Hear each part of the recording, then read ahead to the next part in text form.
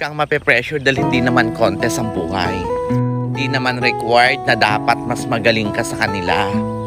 Hindi mo kailangan higitan yung iba. Hindi mo rin sila kailangan sapawan. Mag-focus ka lang sa buhay mo dahil hindi mo naman kalaban lahat ng tao. Ang kalaban mo ay ang sarili mo. Kaya kailangan higitan mo yung mga nagawa mo noon.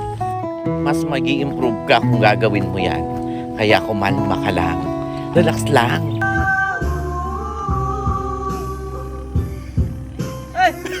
Meanwhile, Hindi pare-parehas ang buhay.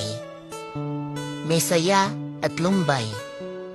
Kaya kailangan palagi kang matibay para malagpasan mo ang hamon ng buhay. Dapat nasa bahay ako ngayon eh. Ang sarap kayang humiga. Nanonood ng Netflix, nagkakape, kumakain ng tinapay. Ano ba itong ginagawa ko? Sabi malapit na. Pucha, malapit na akong mamatay. Sabi patag lang daw. Hayop na patag yan. Patagilid.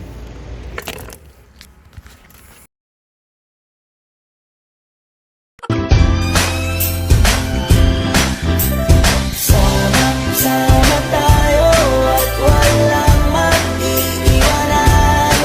Kung may problema, tayo lang. Di naman ang magtutulungan.